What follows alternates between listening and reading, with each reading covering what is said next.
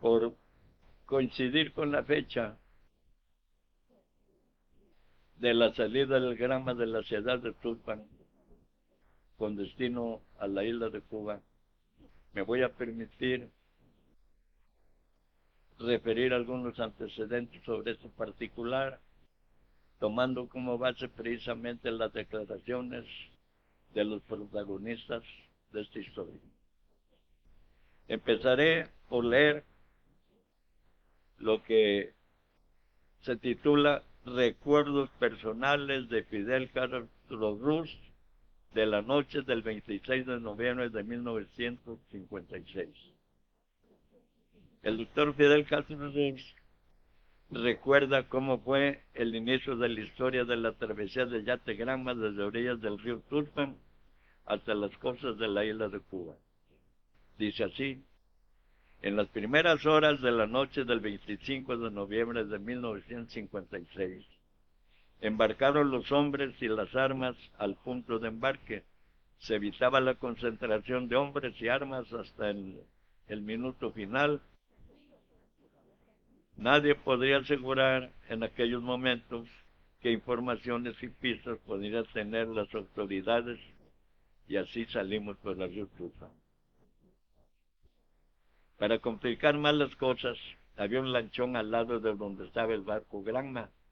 El lanchón era maderero y estaba custodiado por un soldado a unos 60 o 70 metros. Nosotros tuvimos que hacer todo el movimiento a oscuras, mover las armas y los hombres al barco para arrancar los motores. Tuvimos que empezar arrancando el de la izquierda porque nos quedaba a la derecha el lanchón maderero, pues había que maniobrar para apartarse de aquel lanchón enorme y poder salir. Todo se hizo en la oscuridad y en silencio hasta que arrancó el motor. Después de que nos apartamos un poco de la orilla, arrancó el otro motor e iniciamos la trayectoria por el río a las 2 de la madrugada, más o menos del día 26 de noviembre de 1956.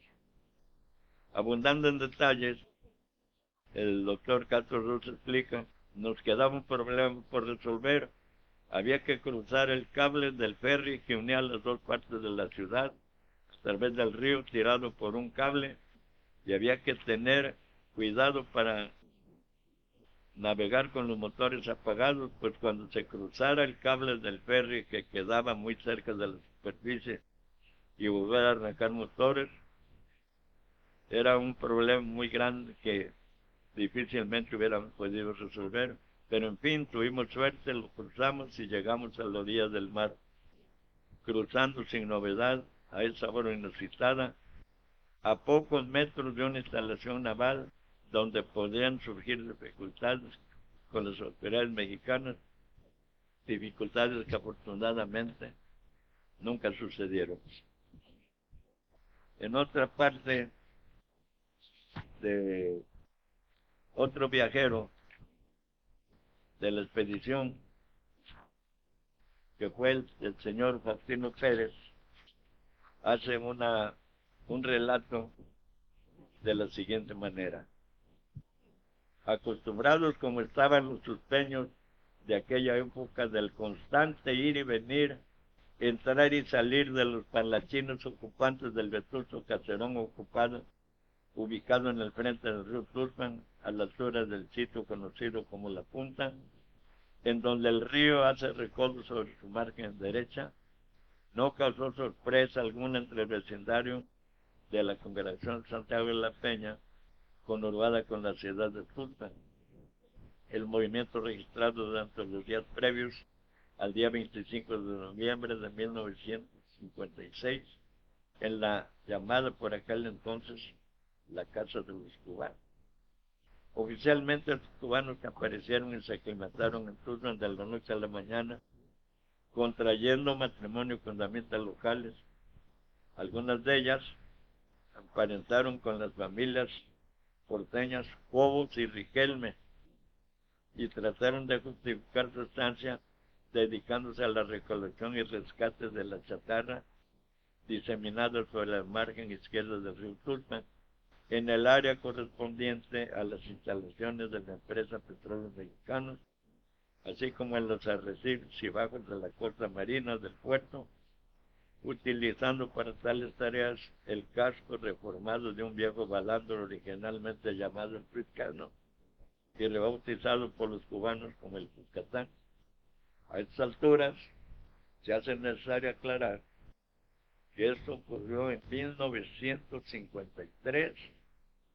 En ese tiempo Fidel Castro Ruz estaba preso en la isla de Pinos, así que estos camaradas fueron los pioneros de ese movimiento. El caso fue que lo que ocurrió después de ese 25 de noviembre es historia bastante conocida, pero en aquella ocasión, hasta ese momento, nadie, salvo los interesados, estaba enterado de que las citadas operaciones de rescate y acopio de chatarra solo constituía el camuflaje de su verdadera actividad y objetivo: preparar el inicio de un movimiento insurgente que más tarde se traduciría en la Revolución Cubana. Al respecto de ese pasaje histórico, uno de sus protagonistas, el expedicionario Faustino Pérez, hizo el siguiente relato. Una noche de noviembre convergíamos cerca de la costa del Golfo de México. Era la ciudad portuaria de Tulpan, dividida en dos por el río que recibe su nombre. La noche era oscura y lluviosa. Muchos tuvimos que cruzar el anchuroso cauce utilizando los botes que calmosos remeros alquilaban y conducían con desesperante lentitud. Sorprendidos debieron de sentir ante tan numerosa y extraña clientela que en repetidos viajes invadían sus enclenques embarcaciones. Uno tras otro llegaban los grupos por diferentes oscuras calles del punto convenido, Tuxpan. Todos estaban ya convencidos de la significación de aquel encuentro. Nadie preguntaba, nadie hablaba. Uno y otro abrazo silencioso en la manigua junto al río. Era el saludo emocionado de los que desde tiempo atrás no se veían.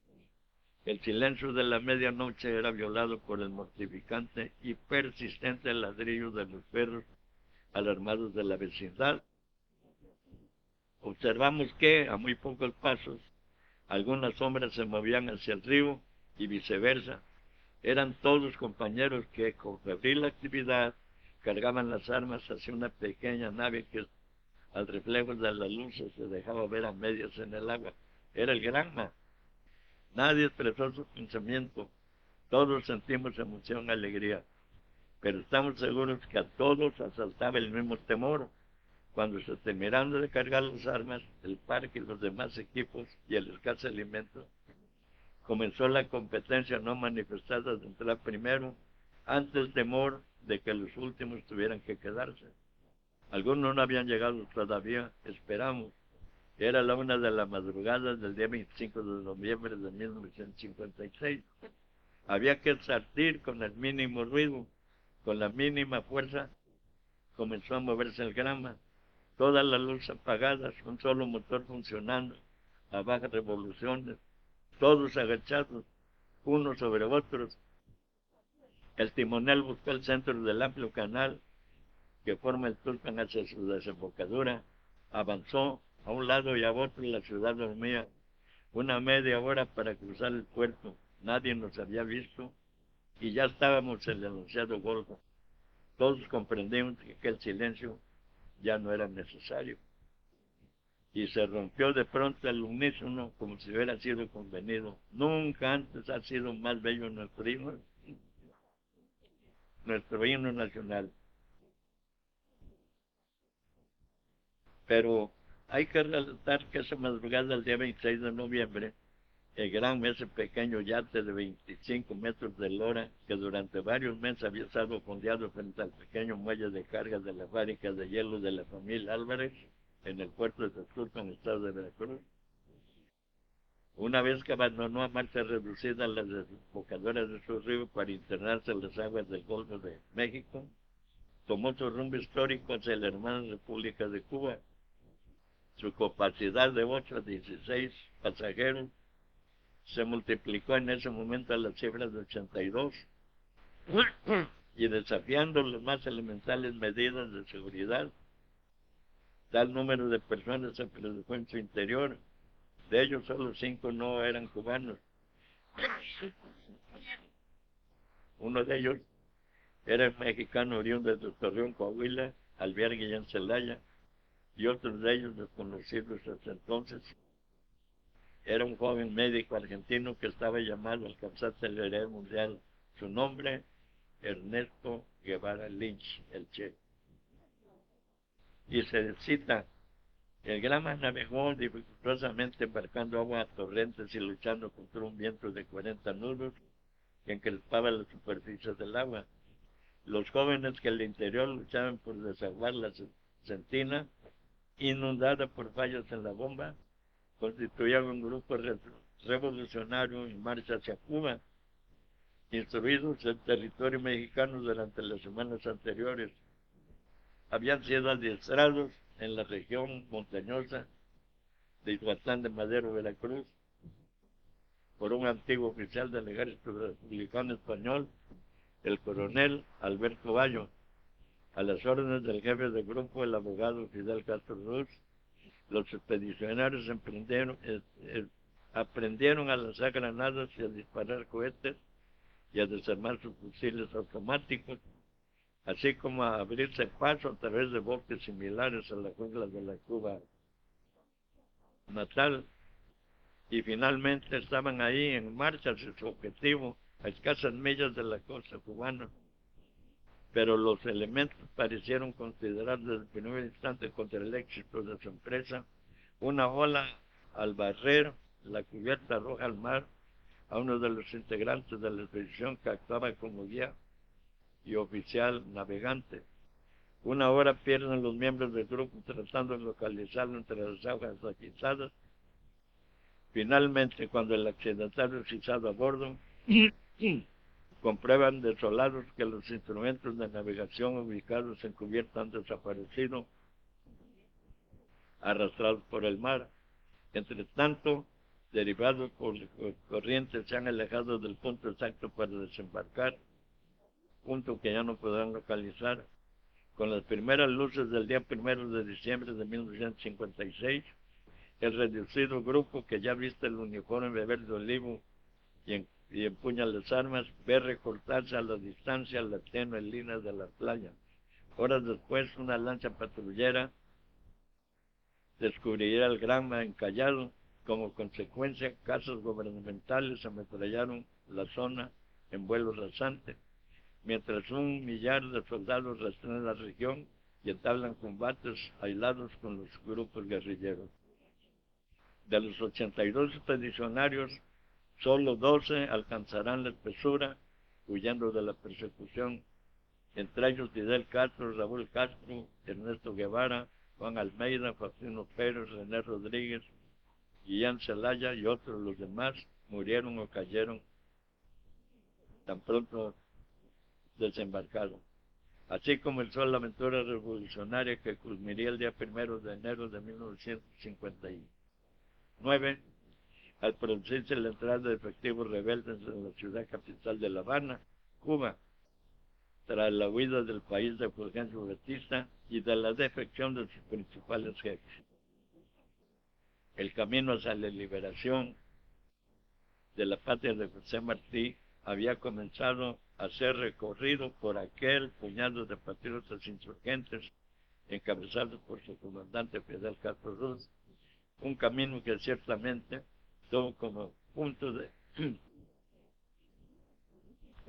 de partida este generoso puerto de Tuxpan, Veracruz, y particularmente su congregación conurbada de Santiago de la Peña, un camino trazado por la historia para enlazar a Tuxpan con Cuba. Este es un referente sobre la partida del Yate Granma. Todo lo que he leído son de las memorias de los expedicionarios, a quienes yo entrevisté en una visita que hice en Cuba, cuando fui invitado por el Instituto de Amistad con los Pueblos Y estos relatos me los hizo los combatientes con los que pude entrevistarme, entre ellos Faustino Pérez, René Rodríguez, propio Guillén Celaya, y una plática que tuve con mi hijo Manuel Almeida. Esta es a grandes rasgos lo referente que el cronista de la ciudad puede hacerle sobre este épico recuerdo, que hoy precisamente cumple un aniversario más. Y quiero recordar que años después, el día 1 de diciembre del año de 1956, 68, siendo presidente municipal el señor Manuel Pérez Martínez, se fundó el Museo de la Amistad México-Cuba, hoy llamado Museo de la Fraternidad. Es decir, que el 1 de diciembre se cumplen 21 años de haber sido fundado este museo. Ojalá, y pienso yo que no podría olvidarse esa fecha por parte de las autoridades del ramo, ¿verdad?